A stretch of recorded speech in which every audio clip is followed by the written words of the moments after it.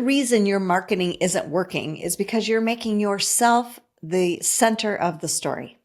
In this episode, I sit down with Curt and Rob, the dynamic duo behind HUMN Marketing Design, to talk about what really connects with customers and why most business owners are getting it backwards.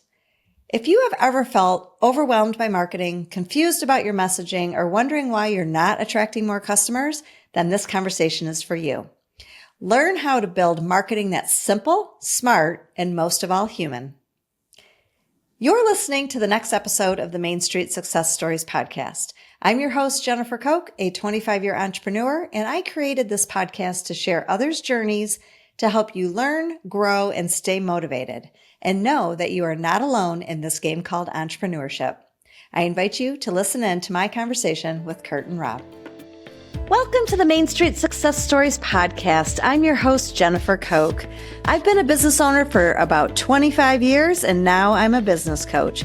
I actually turned my first business into a franchise and successfully sold it after owning and operating it for 20 years. I prioritize building a business while also building a life and love working with the creative entrepreneur. I mostly work with emerging business owners who desire growth. They are in their first 5 years of the journey and want a plan that's going to help them succeed for years to come. They're tired of not getting paid enough, feel stuck, and want more for their business and family. If you are a business owner and you're feeling stressed about how to attract more customers, you have a really good sales month, but then you look at your bank account and wonder where the money went. You look at your financial statements, but if you're being honest, you're not really sure what to do with the information. And you just tell yourself, if I work harder, it'll fix all my issues, only to feel exhausted and never see things improve. You're here because you want to build your business, but you also want to build a life that you love. I invite you to learn more about one of my 3 coaching programs designed to help you earn more and stress less. You can choose which option works best for you. Imagine this. You have a clear plan and momentum, and you're gaining more clients every week. Your revenue climbs by 20% or more. You save 5 hours a week because you know exactly where to show up. You're experiencing double-digit growth in your profits. People refer customers to your business because they understand exactly who you help and what you do. If this is you and you desire more, reach out, let's have a conversation, and you can click in the show notes below. Hello, Rob and Curt. Thanks for joining me today. Thank you. Hi, Jennifer. You know, you and I, we met through a mutual partnership, a mutual friend, and when we kind of connected, your guys' energy is just really fun, and I'm excited to dive into your business and what you guys do. Yeah, thanks so much for having us. Yeah, it's our pleasure. So, Rob, let's start with you. Can you give us a little bit of backstory on, what you've been doing? Because you two came together as a formal business partnership in January of this year, which we're recording just a few months out. So it's only been about a half a year that you guys have been together. So Rob, let's start with you. Give us kind of your backstory and how you wanted to become an entrepreneur and how you ended up here today. Yeah, so I started as a graphic designer. That's my background. Trained in that, had a few jobs along the way doing design work, and have spent time both on the corporate side as well as the agency side. So I got a diverse experience on how to, work with different businesses. And along the way, started to understand strategy and marketing and customer research and all those things. And about 8 or 9 years ago, went out on my own doing a solopreneurship with Ram Creative, working on behalf of other agencies and for some companies directly, really doing design strategy, product innovation, brand strategy. And that really opened my eyes to the opportunities that were out there to help smaller businesses, really from a corporate environment or from an agency standpoint. We were getting companies coming in that we couldn't help because they couldn't afford, the work that we were offering. And so really started my own company to start to work with those folks who really still needed our help, but really couldn't afford maybe a big agency or a large team. So that's really kind of where I came from, and then met Curt, and I'll let him tell his backstory and then how we came together last year. Yeah, so awesome. I actually started in the nonprofit space, had some director level positions in ministry positions. And a lot of it, though, had to do with communication. It was a lot of inviting people in to a story, inviting people into a cause, working with diverse audiences, really looking to connect well with people. And then I started a business on the side because nonprofit is, well, it doesn't pay as much, but No, I started. it's a life of service, not so much paycheck. So yes. With my kids in mind, I started a business on the side. I really developed a love for small business and entrepreneurship. And then several years ago, I decided to step out on my own and have been offering outsourced chief marketing officer services, having become a StoryBrand certified guide, and having had quite a bit of experience in marketing and communications before that. So when Rob and I met, we just recognized that there was a really unique combination of expertise that we started finding was, a pretty interesting offering.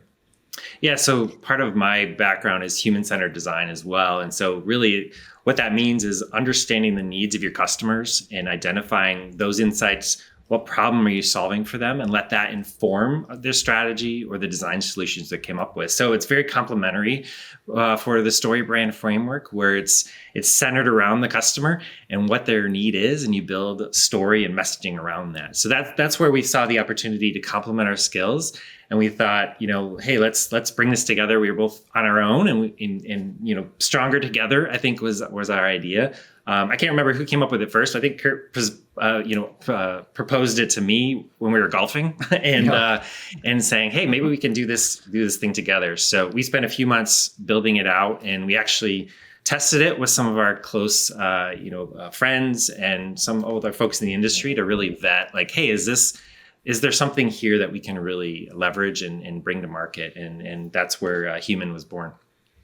That's really cool. And, as soon as you guys were both telling me your backstory, immediately, Rob, I could see the technical stuff, the graphic design, that piece of it. And then Curt, obviously, you being the storyteller, because that's what nonprofit is, right? You have to really tell the story to bring people in. So I can see how your partnership from a business lens is very smart, very strategic. How did you guys meet each other? Have you been friends, or were you just collaborators, business people on LinkedIn? Tell us how you guys met each other. I'll let you tell that story. Yeah. So a mutual friend of ours who's also in marketing brought a small group of marketing professionals together. We were both in that mix. And probably like a year ago. Yeah, when about we first a year met. ago. Yep. And so we started hearing each other's background in that initial meeting. And our curiosity was piqued enough where we went out and grabbed coffee just to get to know each other a little bit beyond that initial networking event. And it grew from there. Yeah, we ended up on a golf course and started toying with this idea until we got to a point where we thought, let's actually explore it. Like, we didn't start by deciding to start a business together. We started by deciding to explore starting a business together because it takes a shared vision. It takes shared values. It takes a very clear mutual understanding of what we're offering. And if those things weren't in place, it wouldn't have been a good thing for us to move forward with. So absolutely, that was how we started. Yeah. And I just about a partnership idea too. I think that was something we're both, new to. And I talked to some folks who had positive experiences with it and negative experience with it. Right. Yeah. Doing due diligence to say, okay, we're getting into this relationship and going through the dating phase, right? And understanding like, okay, what parameters should we put in place to really allow us to work best together. And so I think, going through that process was really important to be on the same page, have those maybe critical conversations up front so that we don't we're not surprised, once we're into this and actually have revenue coming in and all that stuff where I think the stress level increases. So trying to, hit some of those off at the pass and really be on the same page from the beginning. Which is so smart, because you're right. Everybody has an opinion. And honestly, I feel like there's this very negative connotation around partnerships. So both of you guys were individual entrepreneurs. You were both went off on your own. Rob, yours was a little bit longer ago than Curt, but you guys were doing your thing. At what point do you guys remember either, whoever wants to speak to this, at what point you thought, this is hard going on your own. Maybe it would be better to bring in a partner. Because I think a lot of us feel lonely out there at times. And the idea of having someone to bounce ideas off of, to, just really kind of brainstorm, strategize with. And obviously, from what you've shared, your backgrounds really complement each other. But was there just a gut feeling, or was there something going on with one of your businesses where you felt like, you know what, I don't want to do this on my own anymore? Yeah, it's such a valid point. When I started out doing chief marketing officer work in a fractional way, I intended to reach out and build kind of a subcontractor base of people that I could bring in for different things.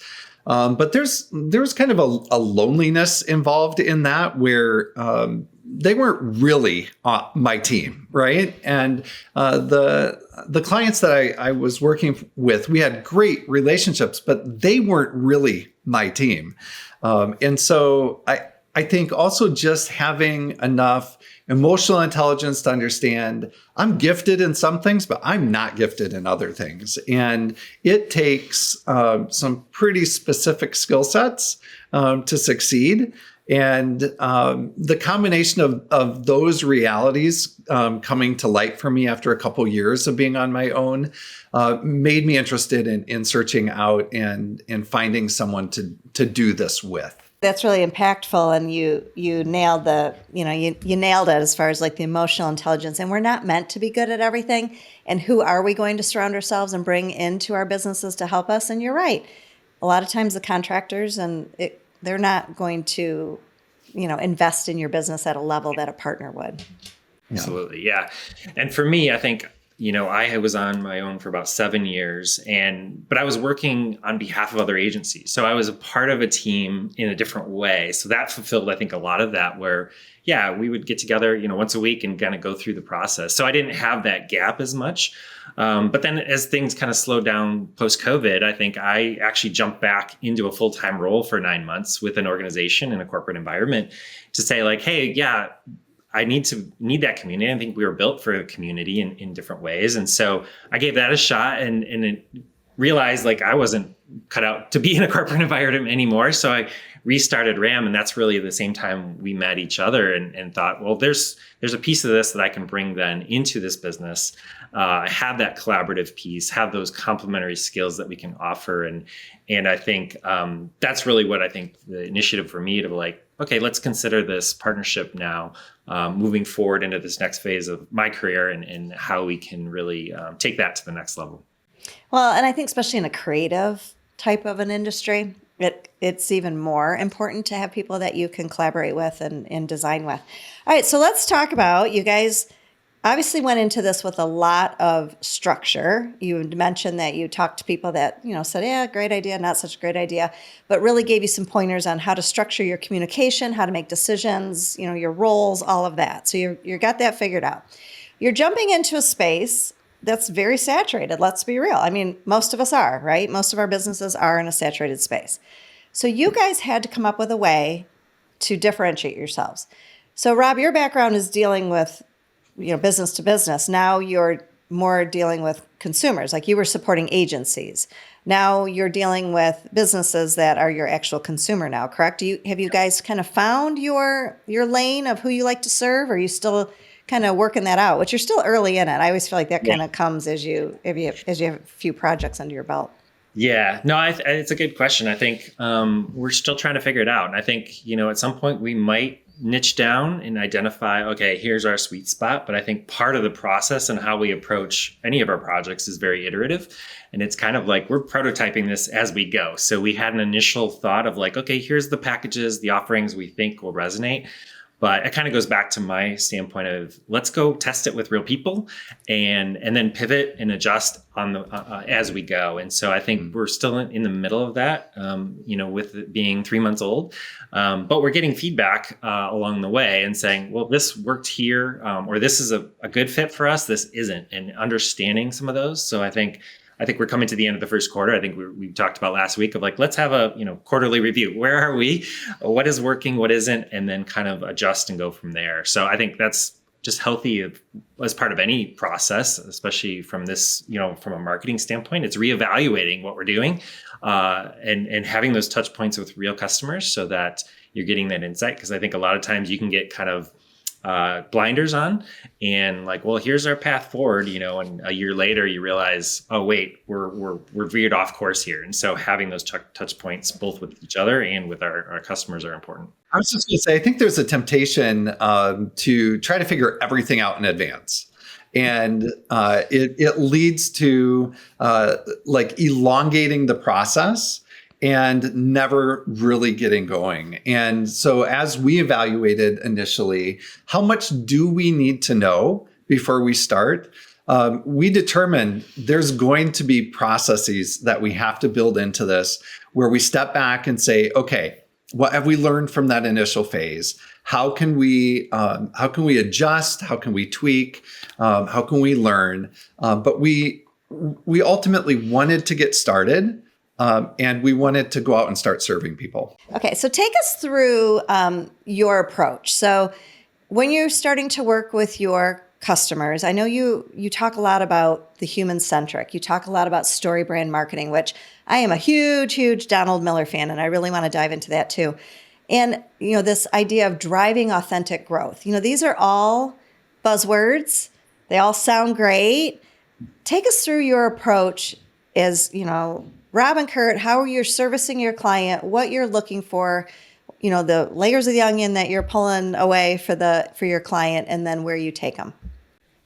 There you go. Well, one of the things that we know from psychology is that the brain is constantly trying to do a couple things. One is it's trying to survive and thrive. So it's constantly evaluating its environment and saying, what in my environment should I attach myself to that's going to allow me to survive or thrive?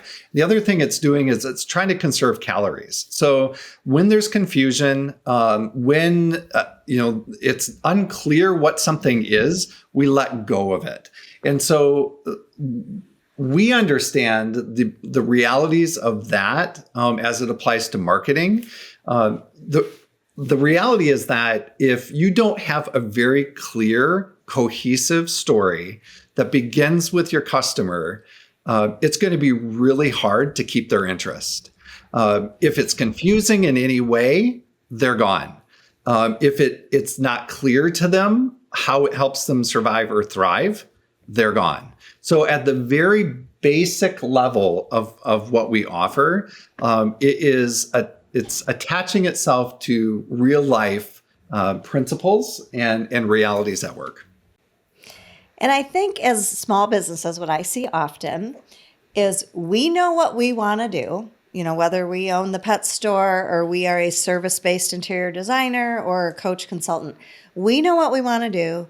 We put it all together in our language, and then we go out there and we just push it and assume that everybody's just going to love what we do. Yeah. We see that all the time. Yeah. Everyone's going to love my business as much as I do. Yep. And so you're really flipping the script and making sure that we're thinking like the customer. And I think that's really hard to do. Is this, Rob, where your background comes in and a little bit more of the technical and the research and asking those right questions? Yeah, absolutely. And what drew me to StoryBrand is it does put the customer at the center of the story. And I think it's a great framework and has proven itself. But I think a lot of businesses, it relies on your intuition of what you know about your customer, which, when you start out is probably a lot. But a lot of companies, you get in the weeds and it starts to veer off course. And so I think it's reminding people about like, hey, who is the person you're serving and what problem are we solving for them? And letting that come to the surface, be the foundation of your messaging so that people see themselves in that story.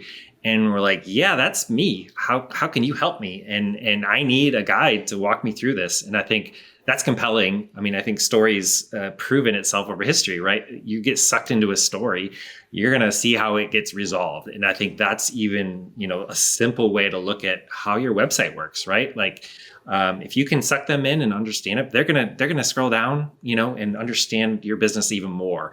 And they're not just gonna look at it and jump off. So I think that's where, my standpoint comes in is let's do all that we can to understand that customer so that we can validate what you know about them and really kind of take the guesswork out of the framework, is how we like to say it, and have those touch points with real customers along the way. And it doesn't have to be complicated. It doesn't have to be, a 6-month research campaign.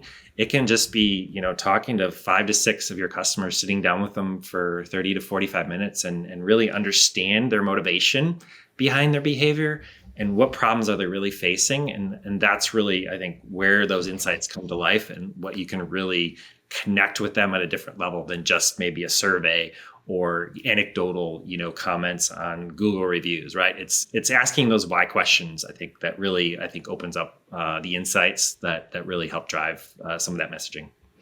I'm guilty of not doing that enough, not only in my brick and mortar bakery that I owned for 20 years, but even what I do today. I think we get kind of hung up there as small business owners. So do you kind of do that for them? Is that part of your process? You'll meet with their customers on their behalf, or do you have a system that you feel works best? Yeah. So I've got a lot of experience going and doing in-time context research across the globe, really. And we'll sit down with folks in their homes. I think that's a comfortable environment.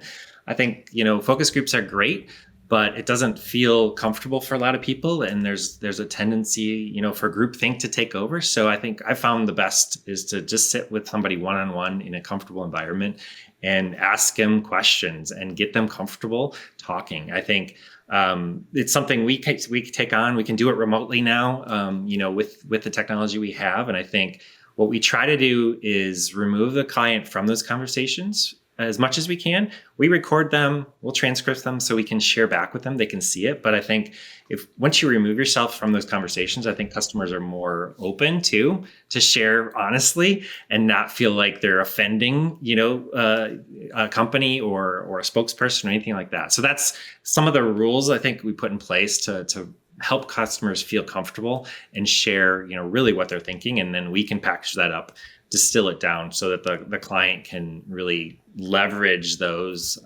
insights quickly and not have to sift through, hours of interviews. That is really powerful. And I would encourage everybody listening to really think about, when was the last time you really deep dived with a customer, your client, and really, like you said, ask the questions and really understood where they're coming from. I think, once again, as business owners, we think we've got it figured out, and we just, we run with what we think we know.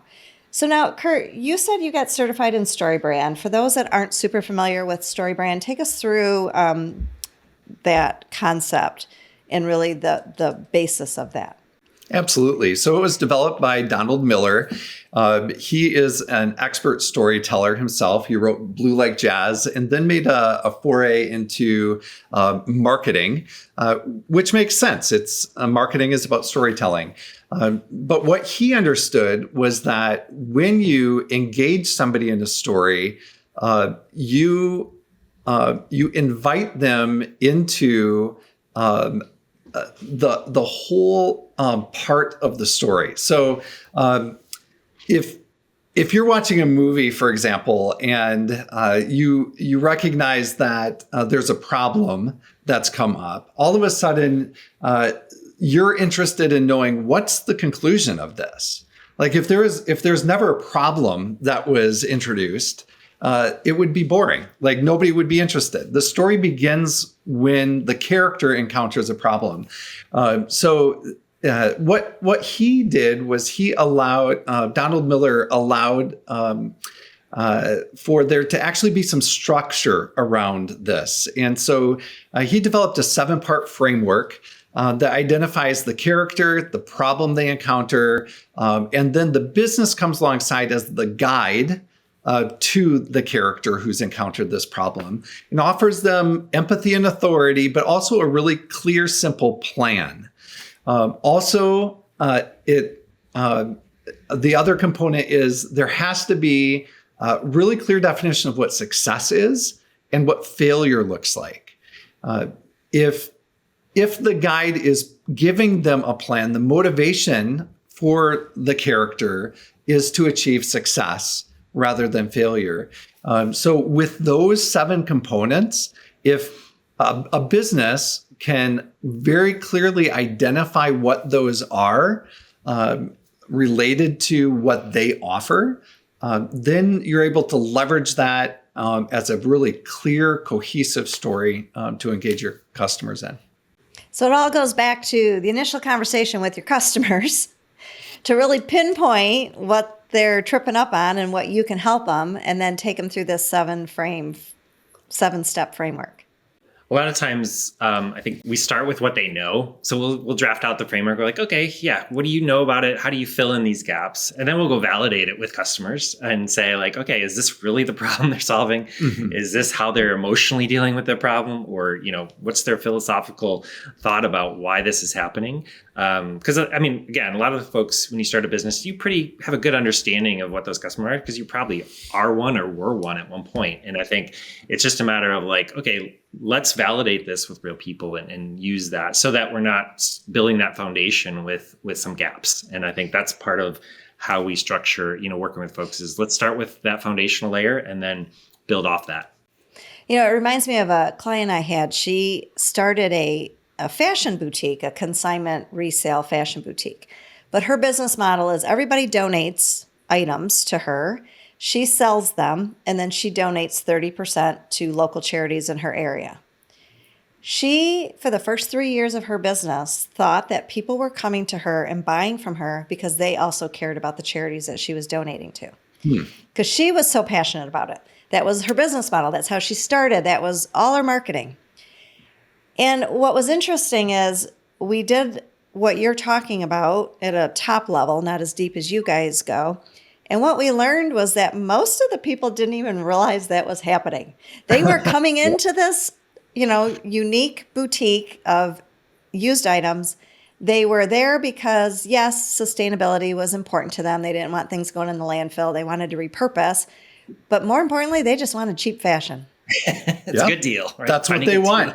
That's what they wanted. And she had no idea. So for 3 years, she was marketing incorrectly to her community. And this is exactly what you guys would probably come in and prevent from happening, hopefully before 3 years down the road. Right. That's right. A lot of times we step in at that 3-year point. We're like, why isn't this working? Right. And kind of holding up that mirror and taking an assessment of like, well, actually, there's a gap here, right? Like what you understand and what the customer actually is looking for. So totally. That's a great example. So are you guys full service? Are you helping people with everything from social to email to websites to blogs, all of the elements? Or are you guys specializing in just certain areas of marketing? Well, one of the things that we do is we help a client get very clear on who their customer is and what their story is that they're telling. That's usually where we start. But then what we truly offer is a simple, confident plan. So there's hundreds of things that people can do in marketing, and it becomes very overwhelming. So there's a lot of marketers out there or business owners who are inundated with, here's a strategy to try, here's a strategy to try. But what we do is we come alongside, and with our free assessment, we're able to very quickly understand where their strengths and weaknesses are across 9 different key points. And that's really low-hanging fruit. If they're able to focus on strengthening up those layers, then they have a much better chance of connecting with their audience. That said, we do offer a number of different services as well. So once we set that kind of roadmap and that strategy in place, I think most of the time, specific things will come out of that, right? We'll evaluate, okay, how's your website work now against this framework and against this messaging? And a lot of times, we can help update that or, rebrand or, shift your social content. I think our skill sets are, diverse, but there is a limit to them. So we'll bring in other experts in specific areas like SEO or social content, paid social, writing. We have folks that we trust that we'll bring into the mix if those opportunities and needs arise. But like Curt said, I think at the end of the line, we're selling clarity and confidence for people to know like, okay, I have a direction, I have a plan. And if we need help, we need to help them execute that, we will. But that's really at the end of the day, we want them to have a clear plan and something they can follow and measure along the way. Yeah, you had me at simple, confident plan. That sounds amazing because you're right. Marketing's overwhelming. And I think we do a lot of throw spaghetti at the wall. We hear a podcast, we read an article. Oh, I got to go try that without really thinking of the whole plan and the strategy behind it. So tell me how you came up with your name, Human Marketing Design. And I love how it's spelled HUMN. Yeah, I think it goes back to my background and understanding at the end of the day, business is about human to human. It's not B2C, it's not B2B, it's human to human interactions. And I think, distilling that down as clearly as possible is what we were trying to do with it. And I think it's something that hopefully is memorable and it's obvious about how we differentiate our approach from a human-centered marketing standpoint. So yeah, that was, I think we kind of liked the name, the simplicity of it, and found it worked for how we wanted to communicate, how we were differentiating ourselves. Well, I really love your guys' energy. I love your authenticity. I love how you are really so focused on, like you said, the human element, the customer. It's just really refreshing. So thank you so much for sharing your background, sharing how you came together. I know there's a lot that goes into building businesses and building partnerships, and I believe you two are on your way to doing something very successful.